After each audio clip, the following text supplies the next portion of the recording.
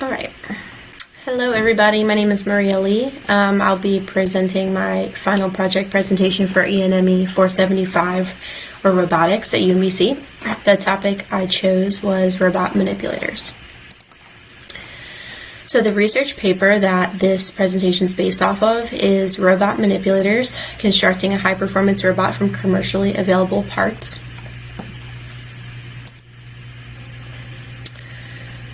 So to begin the presentation, just a bit of an overview.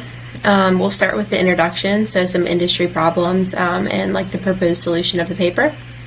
And then we'll go to the design procedure of the robot itself, and then the implementation, so the hardware and software that were used. Then we'll do some performance discussion, so simulated performance and dynamic performance. And then we'll go over the final testing, so the ball catching experiment that's performed. And then lastly, we're going to go over a few topics from this paper as a whole that I thought maybe needed a little bit more explanation or analysis. Okay, so to begin, so robot manipulators are basically used in the industry and in research for a large number of reasons.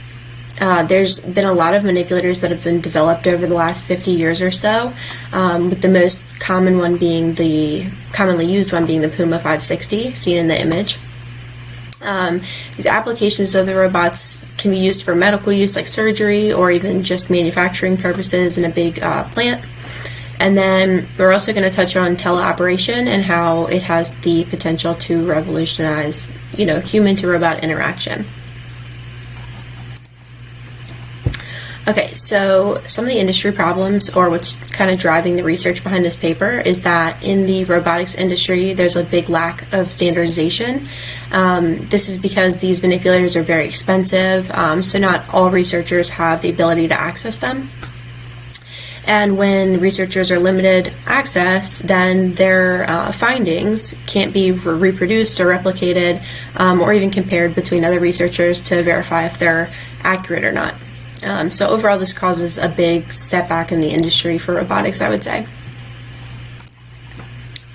So the goal of this paper, this research, was to create a cost-effective manipulator that can perform a simple task of teleoperated ball catching. But with being able to perform the ball catching, it will show that the robot manipulator is also able to perform a lot of other tasks, so it could be used for other areas of research. So the design solution is going to be similar to the KUKA arm, but it's going to use off-the-shelf products for easy building or easily for people to replicate. It's important for it to accommodate human reaction time since it's going to be teleoperated. It's important to mention that other robots in the industry don't have the ability to be teleoperated. And then also having embedded safety functions is very important to protect the robot and the operators. Okay, so for the platform requirements of this robot, they need a bucket-style end effector that can move at a certain speed and velocity to catch a ball similar to what a human arm would move at. They're using closed-form analytical dynamics and kinematics because they are quick to calculate, and that's also why they're using a real-time system, just so that there can't be any delay, really, or else this will not work. The arm itself will have 6 degrees of freedom so that it can perform those movements, and then it'll also have fault-proof hardware to protect and for any failures. Okay, so the design solution that was come up with uses 2 different motor styles, heavier motors or stronger motors where they're needed, but a smaller motor on the end effector because it's not needed to have as much power. Choosing the motors like this is more efficient than just throwing a big motor where you don't need it, basically. It's using Amtec PowerCube modules, and it has a kinematic configuration that's very similar to the Puma because that's what proved to be the most efficient. And you can see in the image on the right that is the actual designed robot for this experiment. It communicates on CAN bus, which we'll go over a little bit more, as well as the modules, and then the teleoperation is done through a user interface. So the cost effectiveness, this robot costs around 50,000 euros to make. Now that's right in the middle of this table, but it is important to note that its capabilities for reach, weight, power, and velocity are much higher than these other robots. So that means it's just going to have a lot more applications in the industry, and you can use it for a lot of different types of research, more than just ball catching. So when they chose the Amtec PowerCubes for the drive modules, they were able to model the dimensions, 3D rendering, and the workspace. So you can see that in the figure in A, B, and C. The dimensions were chosen basically based on link length and the physical size of the modules themselves. It's important to have a nice balance there so that the robot is efficient. Then in B, you can see that square is the hypothetical configuration or workspace that the robot will be limited to. And then in C, the workspace is also limited to a half circle motion because the robot will not need to be operating behind itself. And if it's limited, it prevents any accidents or, I guess, the possibility for it to bump into any objects. Alright, so for the hardware, it was constructed with simple off-the-shelf things, like it was made on a sturdy table with appropriate sized actuators, motors, uses a gearbox with brakes, so that helps the motors not create strain on themselves. And then within the modules, you can limit things like angles, and you have control of emergency stop functions and security, which are really important for safety. The modules do this because they have a simple onboard controller, which we'll get into a little bit more. You can see the diagrams there on the right, the tables, just basically show the joints, their limits, the user set limits, and then the actual products that were used for each of the joints. So for the software, basically we need to be able to calculate inverse kinematics and dynamics and forward dynamics. So these are done relatively similar to the Puma, the analytical solution for how the Puma is done. This proved to be the most efficient way for this to operate, so that's why they chose that way. And the calculation times, so both of these together take under 50 microseconds, which is very, very small time to process, so it's good. In the tables, you can see the Davenhart parameters and the joint limits that you're going to need for calculating these two items. So more in the software, this is the controller schematic on the right. Basically, it's a combined position and velocity control.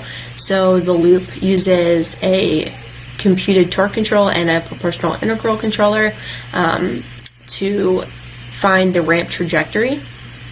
So basically a set point enters the control schematic, and the ramp is calculated. It's limited by acceleration and other factors, but it's basically just the fastest path from point A to point B is what that control schematic is doing. So for teleoperation, it's done by using an interface, which is basically just a computer.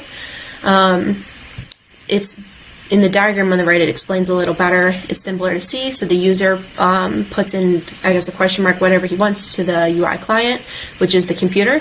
The computer communicates to the controller of the robot over UDP, which is the user datagram protocol, and then the controller itself communicates with the robot through a CAN bus system. Performance-wise, this robot was simulated to meet basically all its requirements before any fine-tuning was done. All the performance requirements can be seen in this figure, and it met them all great. So that's all good. A little bit more fine-tuning was done after the fact, but I guess it's important to mention the simulated performance was slightly faster than the dynamic performance, which is expected for reasons of such as friction, things like that. But basically any point-to-point motion within that workspace shown before is a maximum of a half a second overall is how long it takes. Okay, so and then they did see some calibration losses when the robot was being moved in like a free movement by the user, only in teleoperation. So this doesn't really affect the ball catching procedure or experiment as much, but it's also important to mention for other applications that this might be used for in the future. So faster movements outside of the dedicated workspace caused for a calibration loss, but as long as the robot was moving within the designated workspace, it stayed perfectly fine at any velocity. In order to prevent these calibration losses, if you move outside of the workspace, it should be done at low speeds. So then the final testing, or the actual experiment itself, they made a end effector. It's a bucket style or a cylinder, has some passive dampening in there. The ball launch, so the balls are being launched out of a launcher at approximately 4 meters. So it's just basically they're using a ball launcher as a consistent way to get a good launch every time. And then the cameras, that red bar in that image on top of the manipulator, are tracking the ball position at all times. So this experiment showed that out of 100 or so balls that were thrown, 73% of them were caught, 19% bounced off the rim, and 8% missed entirely. I think it's important to note that the end effector you can see in the image is clearly like a homemade cardboard style, and it's not perfect. It's not a perfectly round cylinder. So the 19% error of the bouncing off the rim could be caused due to the fact that wherever the ball is hitting, you can't really expect a good result when it's not a round end effector for it to hit. And then the 8% missed entirely was probably due to calculation errors or issues with the system. So in conclusion, they did fulfill their requirements. The manipulator performed well. It was built with available hardware and software that was right off the shelf, and then the overall cost of it was relatively low compared to other models when you're looking at its performance specs. So this shows that it's not only able to perform ball catching alone, but it has potential to perform more things in research and in the industry. Okay, so these are the concepts that I chose to go over a little bit more. Just basically things that were a little bit confusing for me, or I thought would be confusing for somebody else reading through this. They also have just more to be discussed about, basically. So the first one being teleoperation. Teleoperation is the ability to combining user input and robot actions together. So it's basically when a human controls a robot. This can be great for dangerous human jobs or working in areas where humans should not be. And then it also allows us for higher accuracy performance, so such as surgically. In the image on the right, you can see a surgeon operating with a robot. It could allow for higher precision in areas where a human hand just might not be able to get that precision. So the challenges of this teleoperation and why it's a continued research is that it's difficult to operate, apparently. So the lack of personalization of each robot needs to be fixed. So people have different sensory feedback, and that dictates a lot with the robot manipulators. So being able to accommodate for people's differences in this, but also making them easy to operate, is key in kind of employing them into the industry even more. The next concept I wanted to look over was the drive modules, or the PowerCube Drive Modules. So at first I wasn't sure what these really were. I think it was because they perform so many different tasks, it was hard to visualize or understand what it actually was. What I learned is it's actually the joint moving. It is the joint itself, but it has embedded real-time control, so you don't have to do offline programming. It has the ability to observe motor parameters. It has the ability to execute and limit motion, so a user can set angle motion limits, but also they're executing these motions, so they're what is actually making the robot move. And then they also have integrated motor brakes, which are super important for reducing strain on these joints and the modules themselves.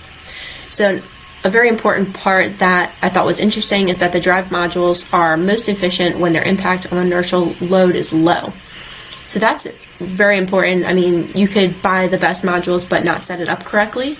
So it's important that the robot has a good balance so that these modules themselves can perform to their peak or at their most efficient level. The next concept I wanted to look at was CAN bus configurations. So I also didn't know what this was until I did a little bit more research. So it's the controller area network. So basically all it does is it allows communication of multiple devices with a very simple wiring system. So you can hook a ton of devices in order in series on this simple network, and it allows them to share data and communicate with each other. So benefits of this is that CAN systems are resistant to interference, and they're easy to wire. They're not messy, they don't have to have dedicated wiring, basically. And then another interesting fact is that they're used in pretty much every car today as a vehicle system communication through the computer systems that are on pretty much any modern car. And then lastly, the control loop times. I wanted to touch on this because it was directly related to the CAN bus, and I think they're important to understand each other. So the number of modules per CAN bus really dictates the control loop timing. So if you overload a loop with, or a CAN bus with modules, then you can end up overloading your CPU. So this table here that was provided in the paper shows the speeds different for different loops. For I guess consecutive loops, you can see that the time is increasing, but you can also see that with adding the velocity polling, it reduces the speed by, or it increases the speed by, it doubles it basically. So by adding velocity polling, you can run at twice the speed. So that was really important. And I think they've basically called this padding the loop, which is absorbing variations in the module response times.